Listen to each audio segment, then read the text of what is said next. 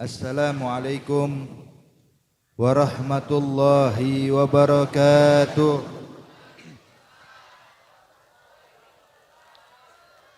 Alhamdulillahilladzi hadana li hadza ma kunna linahtadiya laula an hadanallah. Allahumma salli wa sallim wa barik wa karrim ala sayyidina Muhammad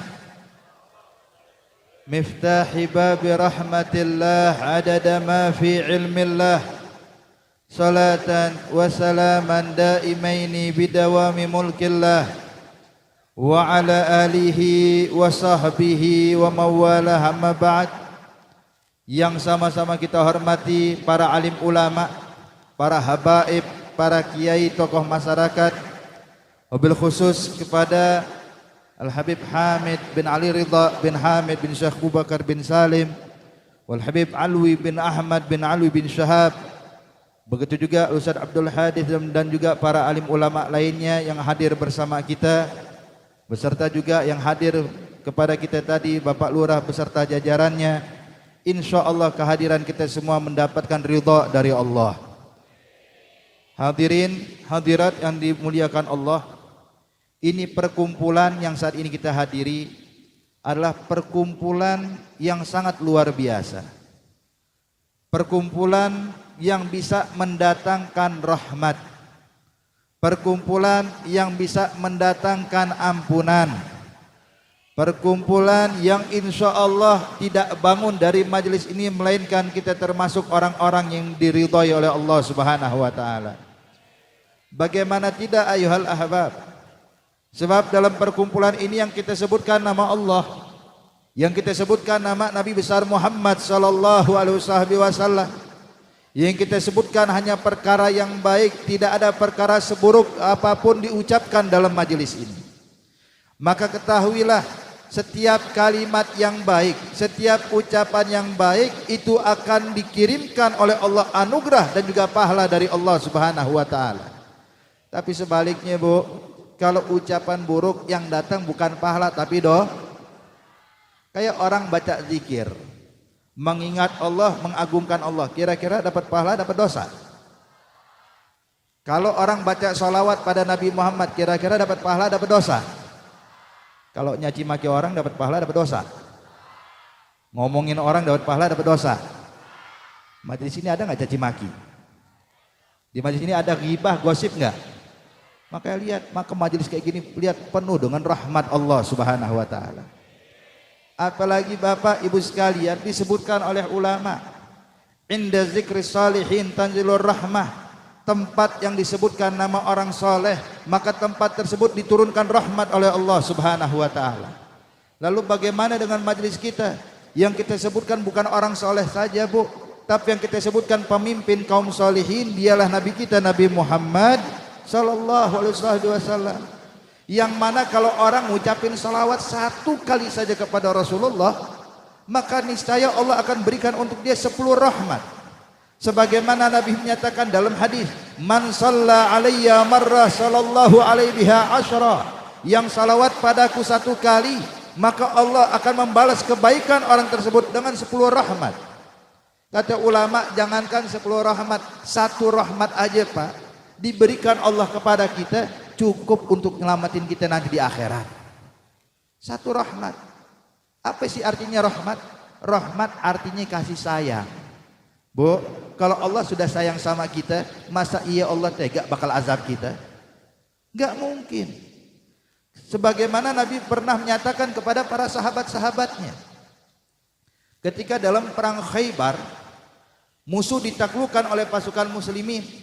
Saat itu orang-orang Yahudi yang diperangi sama orang Islam, saudara sekalian, ketika masuk pasukan muslimin, mereka pun terpecah belah.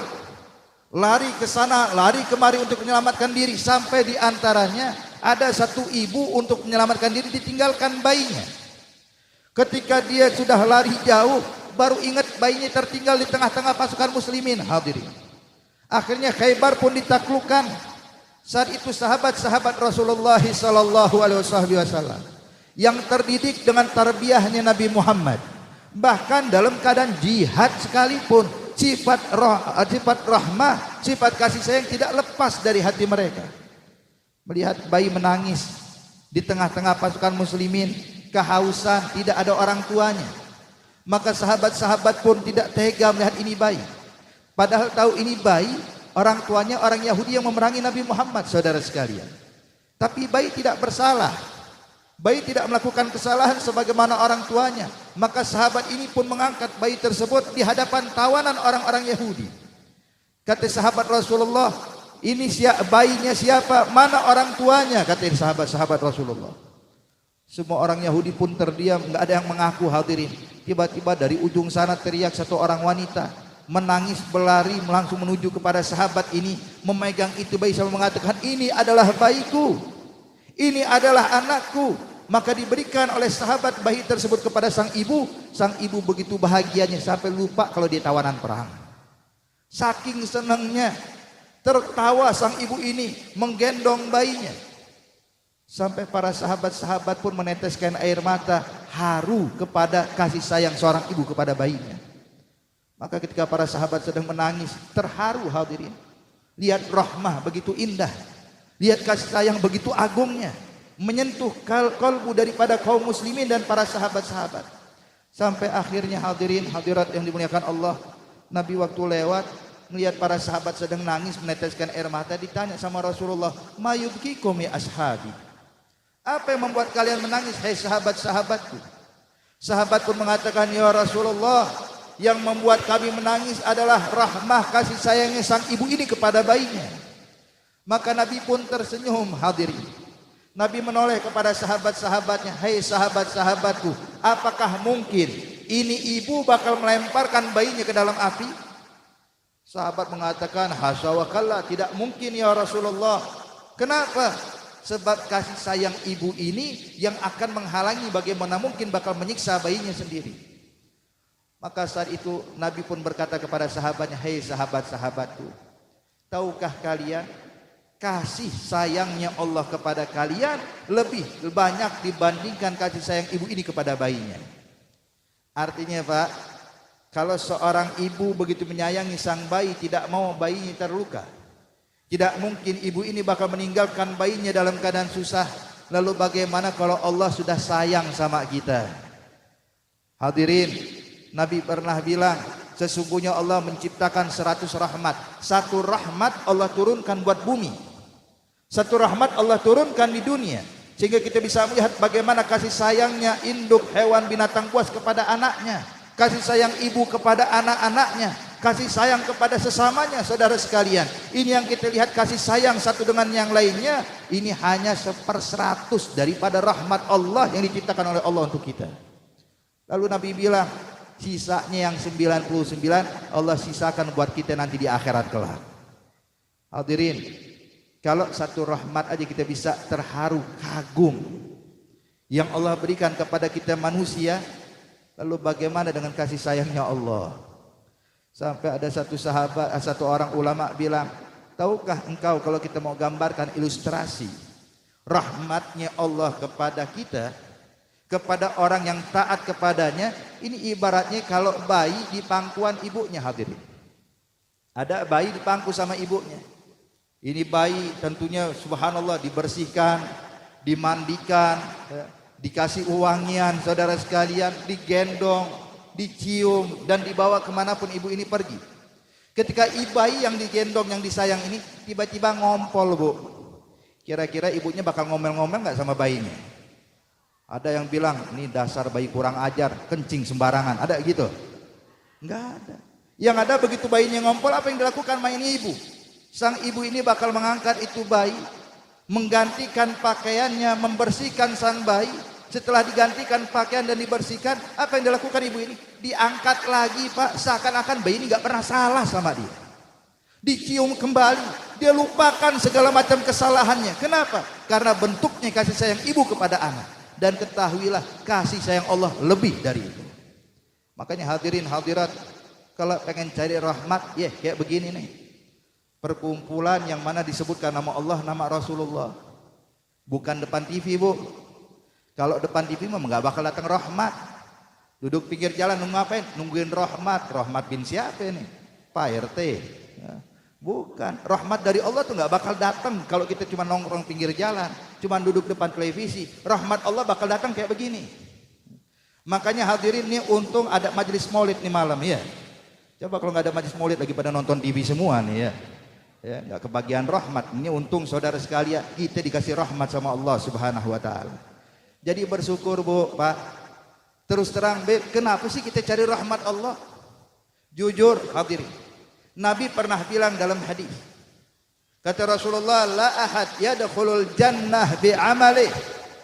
Qila wala anta ya Rasulullah? Qala wala ana illa yatagammadani Allah bi rahmatih. Nabi bilang, enggak bakal ada orang masuk surga cuman ngandalin ibadatnya, cuman ngandalin amal taatnya, cuman mengandalkan baca Qur'annya, cuma mengandalkan salat 5 waktunya. Allah bilang, ya abdi udkhulil jannah bi rahmati, hai hambaku, silakan masuk surga karena rahmatku, bukan karena ibadahnya, tapi karena rahmat Allah. Sampai akhirnya hadirin, dia pun berkata kepada Allah, ya Rabb, saya pengen mencicipi hasil jerih payah saya. Saya ibadah padamu 500 tahun, gak pernah maksiat, gak pernah melanggar perintahmu. Kok sekarang masuk surga cuman rahmatmu? Saya pengen dong masuk surga karena ibadahku, kata dia.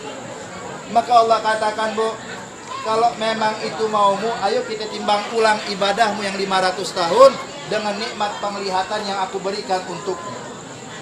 Maka ketika ditimbang ibadah yang 500 tahun dengan nikmat penglihatan, ternyata nikmat penglihatan lebih berat dibandingkan ibadahnya yang 500 tahun. Kalau ada yang nanya, Beb, memang kenapa sih kalau ditimbangi dengan nikmat penglihatan? Emang apa hubungannya dengan ibadah dia? Begini hadirin, ibadah yang kita kerjakan ini gak bakal bisa terlaksana tanpa ada rahmat Allah, tanpa ada nikmat dari Allah Subhanahu wa taala. Pak, Bu, bisa jalan kemari kan dikasih kaki sama Allah. Ya. Kalau nggak ada kaki bisa jalan kemari nggak? Ya. Artinya Anda bisa mengamalkan taat berdasarkan nikmat yang diberikan Allah. Gimana kita bisa baca Quran kalau kita nggak bisa melihat? Artinya kita bisa melakukan membaca Al-Quran karena Allah berikan pada kita nikmat mata sehingga bisa melihat. Bagaimana bisa mendengarkan bacaan Al-Quran kalau kita nggak memiliki telinga, hadirin? Artinya apa, hadirin hadirat? Ibadah yang kita kerjakan ini ditopang dengan nikmat yang diberikan Allah kepada kita. Makanya tadi dijelaskan, ibadah yang 500 tahun ditimbangnya bukan dengan amal lain, tapi ditimbangnya dengan nikmat penglihatan. Karena apa? Sebab Anda tidak bakal bisa melakukan ibadah kalau tidak ada nikmat dari Allah Subhanahu wa taala. Hadirin hadirat yang dimuliakan Allah, ternyata ketika ditimbang dengan nikmat penglihatan, baru nikmat penglihatan, belum nikmat tangan, belum nikmat kaki, belum nikmat iman, belum nikmat hidayah, belum nikmat Islam. Ibadah yang 500 tahun kalah dengan satu nikmat penglihatan. Kalau kita mau jujur, Bu, Pak, ini kita ini ibadah berapa tahun? Ini Bani Israel ibadahnya 500 tahun, ahli ibadah. Kita ibadah berapa tahun? Itu kata ulama, umur kita ini, Pak, Nabi pernah bilang.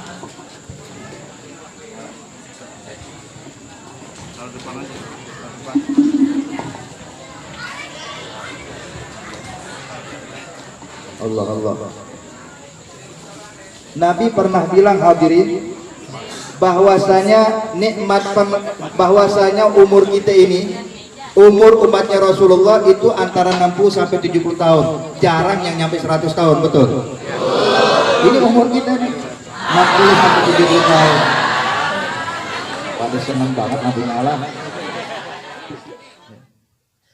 Nabi pernah bilang, umur umatku ini antara 60 sampai 70 tahun. Jarang yang lebih. Nah jujur Pak, Bu, kita ini kalau dikasih umur sama Allah 60 tahun, kira-kira kita ibadah berapa banyak? Imam Ghazali pernah bilang dalam kitab Bidayatul Hidayah, kata Imam Ghazali, kalau seandainya manusia ditakdirkan oleh Allah umurnya cuma 60 tahun dan dia gunakan tidur setiap sehari semalam gak kurang daripada 8 jam, tiap hari 8 jam dia tidur selama 60 tahun, artinya 20 tahun cuma untuk molor doang kita. Jadi 60 tahun, 20 tahun cuma untuk tidur. Tinggal berapa? 40 tahun.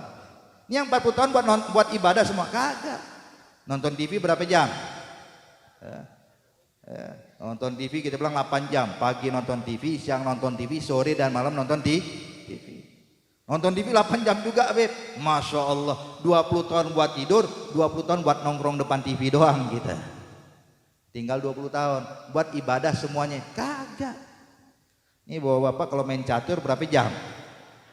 Udah main catur remis mulu lagi ya. Kuda dikejar belok-belok mulu nggak pernah dapat. Nggak kelar-kelar saudara sekalian main catur berjam-jam. Makanya kalau kita pikir ibadahnya berapa lama?